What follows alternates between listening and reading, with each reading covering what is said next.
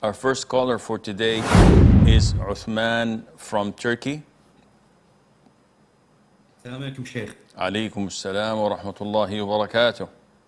So, Sheikh, I was sitting with my colleague, and a female colleague joined us and then started talking with us.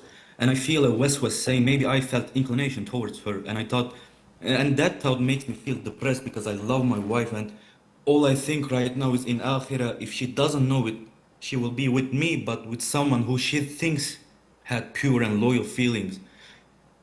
And I'm just, what might have been, or the other scenario, she will see this and leave me. How to deal with this waswas? I feel distant to my wife, and does this inclination towards someone constitute infidelity or cheating in the sight of Allah? First of all, people should think about what counts on the day of judgment, and not about whims and desires and doubts and whispers of shaitan. Instead of thinking of the consequences that your wife may develop if she were to know, whether in this life or in the hereafter, this doesn't have a great impact or deal. What counts is Allah Azza wa Jal pleased with what had happened? Was Allah subhanahu wa ta'ala pleased with you sitting in a mixed gathering and chit-chatting with this non-mahram woman, let alone develop feelings towards her? The answer is no.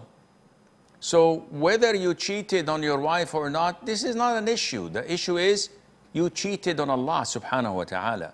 You've committed a sin, and such a sin has consequences in this life, which may appear on your wife's behavior, as Abu Muslim al-Khawlani, may Allah have mercy on him, used to say, I commit a sin and then see the consequences of my sin on the behavior of my horse and in the behavior of my wife.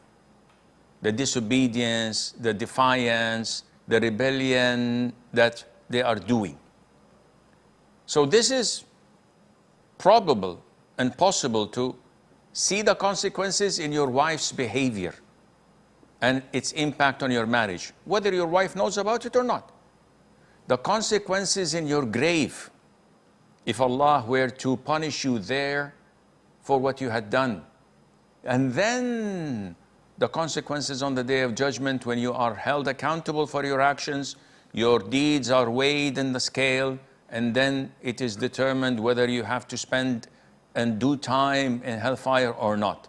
So you have to fix your thought process of what's going to happen so that you can identify whether to go ahead with what I was doing, or should I immediately excuse myself and left such a gathering.